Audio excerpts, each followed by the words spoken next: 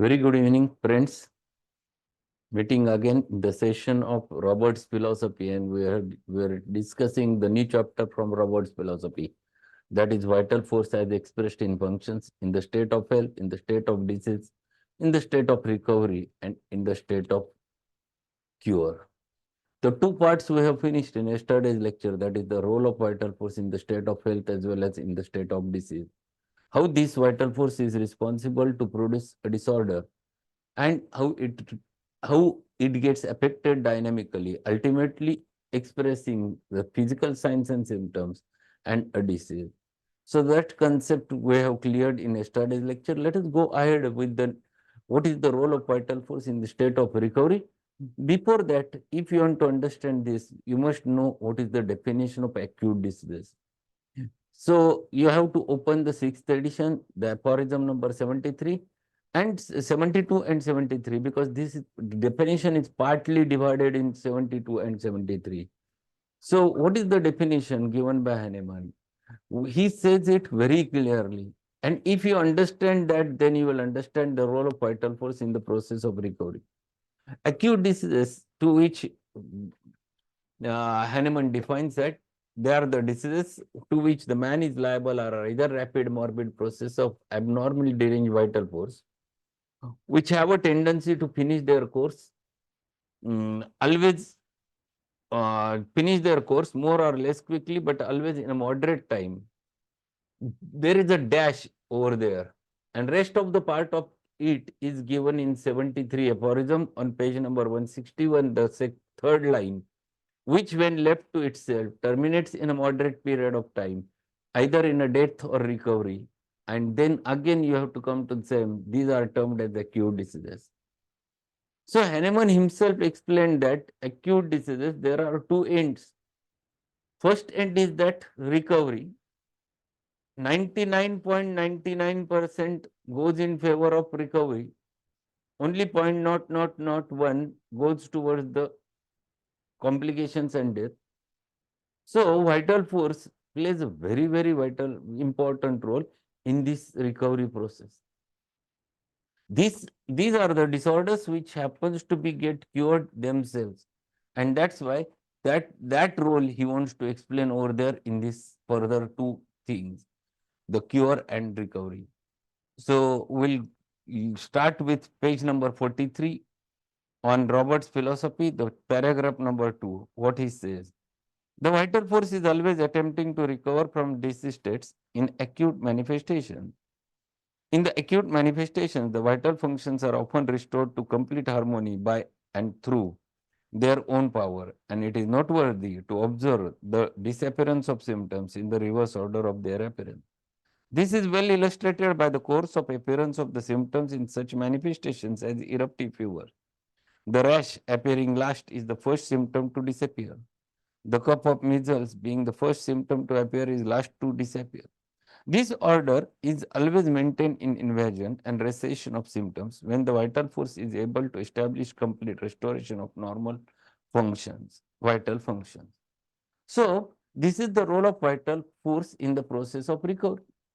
Those acute diseases generally have a tendency to recover themselves because vital force is not so disturbed that it cannot come again into the normal. So, in such types of cases, vital force has capacity to recover itself. And whether it is recovering or not, what you have to watch is the Hering's law of direction of cure. That is, the cure must take place from above downwards, from within outward, from center to periphery, from the organs of greater importance to the organs of lesser importance, or in the reverse order of appearance of symptoms. And that's why he has given very simple example of measles. Measles always starts with the cough and fever, and then rash. Rash is the last symptom to appear. And he says that the last to appear is first to disappear. So rash disappears first, then fever goes, and then the cough stops. If this is happening, it indicates that vital force is playing its role in the process of recovery and disease is vanishing by itself. All those communicable diseases have this typical period. There is period of prodrome, there is period of progress, there is period of decline. And because of which they have very specific periods. Measles generally disappears within 4 5 days completely. Mumps takes one more days to disappear. The typhoid is called to be a disorder of 21 days. So these are the things, but these are self-recovering diseases unless they get complicated. And vital force plays a very vital role in that recovery phase or in that process of recovery without an aid. If you have provided an aid, it is called as cure. It never is called as a recovery. Recovery is self-recovery. So without any external aid, when vital force tries to bring back the balance, it is called as a recovery. And this happens with the help of, because of vital force, still lies in the condition of health, brings back the disease state to the health, and patient is recovered. What he further says, acute diseases may take on various forms. The assault may be so great as to destroy life in a short time. So acute diseases, there are two ends, either a death or recovery. If it is strong, it can lead to death. The vital force may be so overcome as to unable to strive successfully against the combination of outward and inward assaults and be completely destroyed. So vital force, if it is not strong enough, the assault externally happens to be there on vital force is so strong that it can destroy the vital force and patient can lead to death. On the other hand, it may be able to overcome the disease condition without outside help by crisis. But when this happens, there is such a drain on vital energy that it is a decided injury to the life-giving forces. So there are many disorders which disappears by its own. It means the vital force is in the process of recovery. But when this is happening, it drains the vital energy. Patient patient recovers, but it takes a vital energy. He loses the vital energy. It takes a long time. If you can just consider, typhoid is called as a 21 days disorder. If you wait for nature to recover herself, means vital force to recover from typhoid itself, you will lose 21 days. And at the end of 21 days, there will be lack of strength also. And that's why it requires an aid. And what is that aid? That is a similimum. So that the process of 21 days can be finished within 4 5 days, and that recovery, that is what is called as a cure. So there is a difference between the self cure and the recovery. So self recovery and the cure, and vital force whenever plays its role in the process of recovery, it recovers the patient from the disease, but it drains the vital energy. Because of the sacrifice of fluids, when the crisis takes place, there is lowering of physical powers of patient, and here again his very life is in danger. So if you just wait for the patient to recover itself without giving a remedy, it drains the power, it drains the energy, and that can be dangerous in future. When the vital force is not of itself able to make a complete recovery, either due to the hidden miasm or especially violent assault on the vital energy, the vital force often resorts to method of bringing about a partial recovery. Thus, the vital force pushes the invader out in masse by taking the inner trenches of the citadel and pushing the enemy to the outskirts of the country by establishing a semi-chronic scene manifestation. Or there may be establishment of catarrhal disturbances on someone or more of the mucous membranes, or the establishment of pus abscesses with the expectation and hope of throwing out of the enemy. Unfortunately, the emptying of the such abscesses may be into an organ or organs where complete expulsion from the body is not possible, as in pyothorax or pustular appendicitis. So the second part he is explaining. If you keep that patient without aid and vital force is trying to recover itself, Sometimes it happens that it is not able to completely recover from its from the disease state to the original healthy state. Then partial recovery develops. In such types of cases, there are two possibilities. One possibility is there that it might be because of the miasm lurking behind it. That is the first reason. Second reason might be it might be because the disease is so acute, so strong that because of which vital force is not able to recover completely.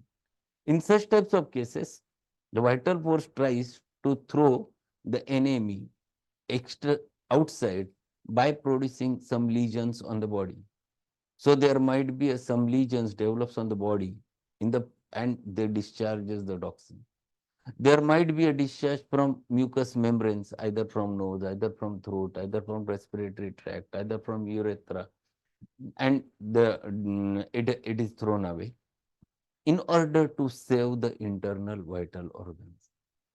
This is the second way by which vital force tries to maintain the inner health. But what happens if it has been thrown on surface, it's well and good.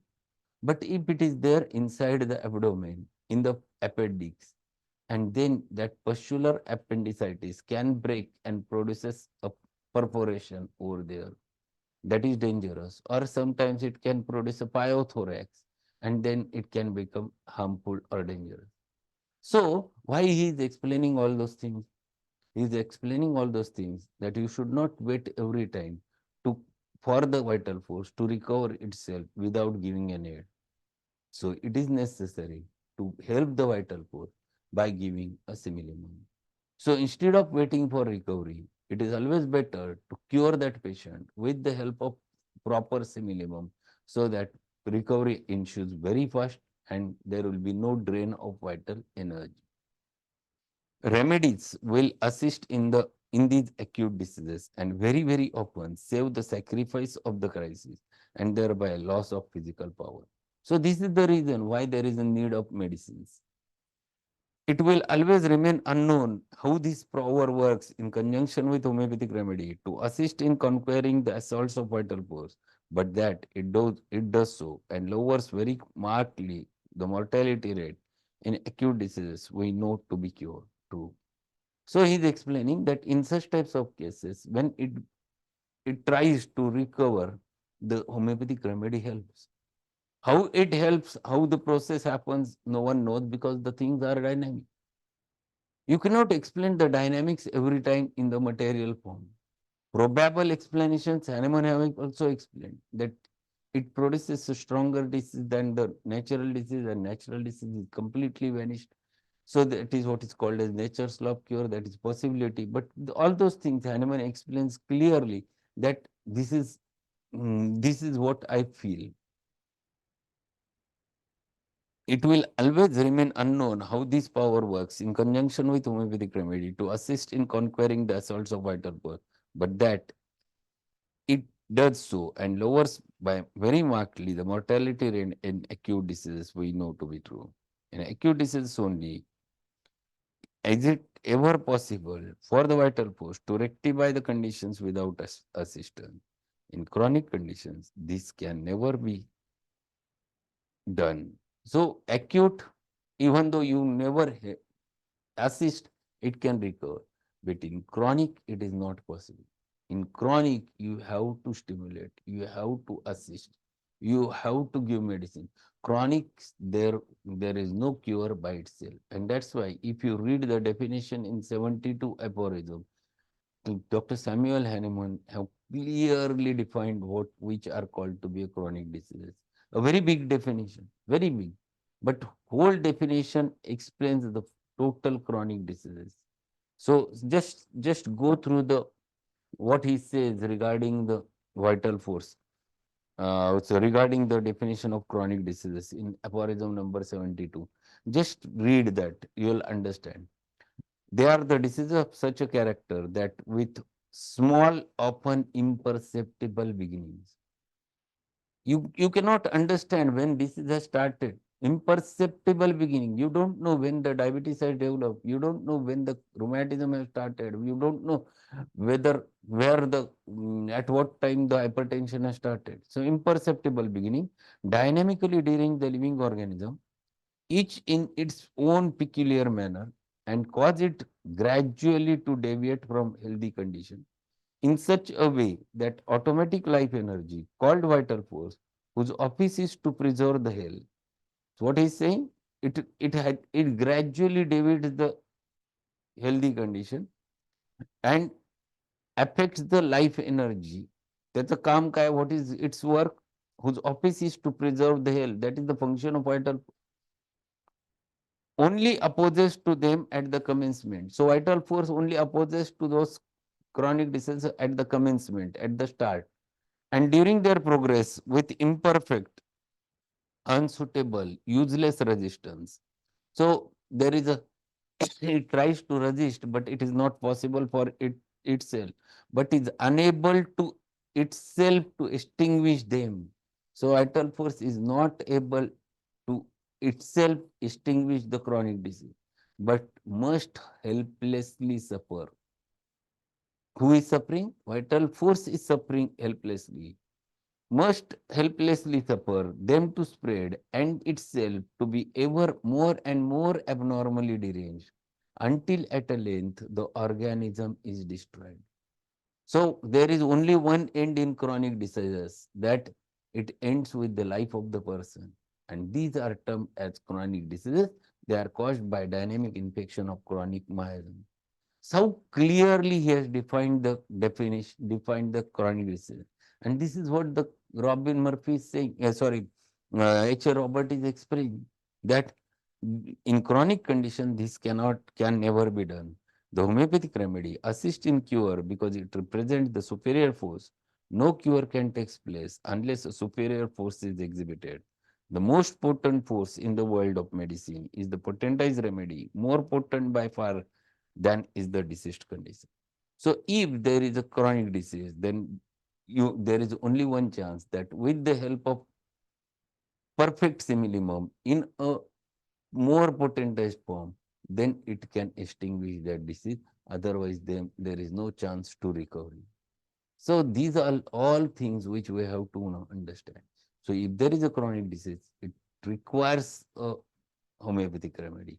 Even though if it is an acute disease, it is always better to give homeopathic remedy, because if you keep it on vital force, patient may recover, but while draining its energy. And then he says in next paragraph, under a cure, the symptoms of deranged vital function always disappear in the reverse order of their appearance. So whenever cure takes place, you must observe whether the Hering's law of direction of cure is happening or not. This is true in acute as well as chronic disturbances, because this disorder is always maintained in the, because this order is always maintained. It is a vital point of observation in taking the case to note the sequence of symptoms in invasion, so that physician can know of the progress of the case under selected remedy. In very serious cases, when we are so anxious to know what improvement is taking place, we can be assured by watching the order of disappearance of the symptom. In this way, we can learn the action of remedy in its assistant to the vital force, and can give an accurate prognosis. This is equally true in acute and chronic disease. So what is saying? Whenever you are taking the acute case or chronic case, you must write down the sequence. So if you have written properly the sequence, you know whether you are going in right direction, your process, the cure is taking place in right direction or not. That's why it is so much necessary to write down the sequence. So a simple question you can ask to the patient. Tell me each and everything right from the start to the till today, what has happened in a proper way. So patient can narrate it in a proper way. And if you write it in such a manner, then it becomes rather simple. Too much stress cannot be laid upon the importance of law of direction of cure of disease states. Every physician should have this thoroughly ingrained into his consciousness. By cure, We mean the complete eradication of disease states and consequently the complete eradication of the symptoms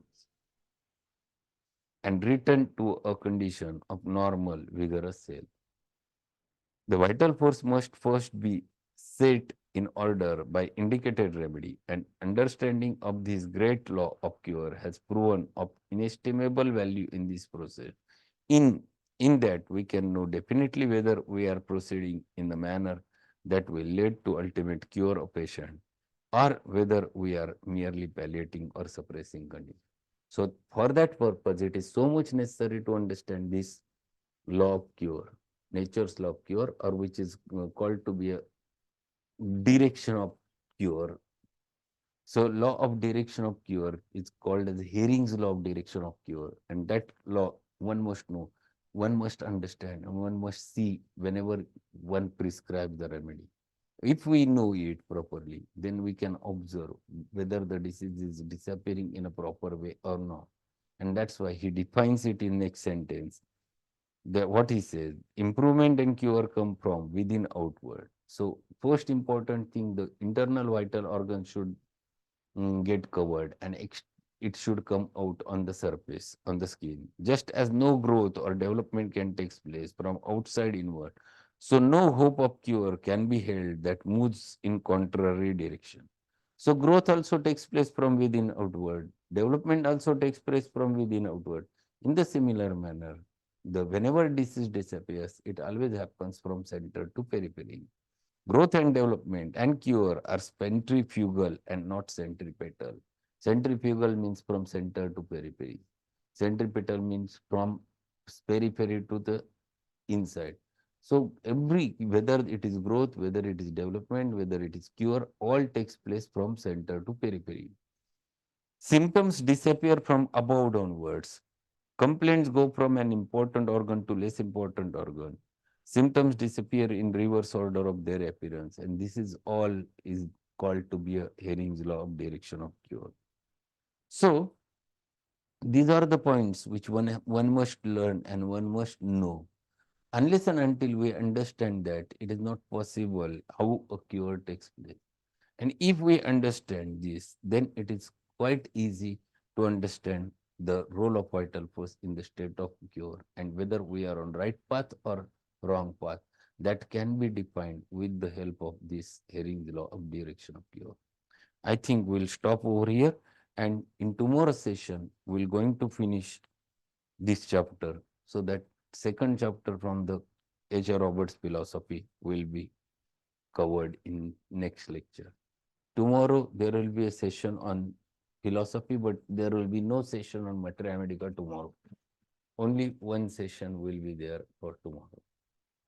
So that's all for today. Thank you, and we'll meet again at 8 o'clock with new remedy. I don't know which remedy I have to take. I have not yet seen, but I think it is cyclamen. That's what we have to learn in today's session. Okay. So thanks a lot.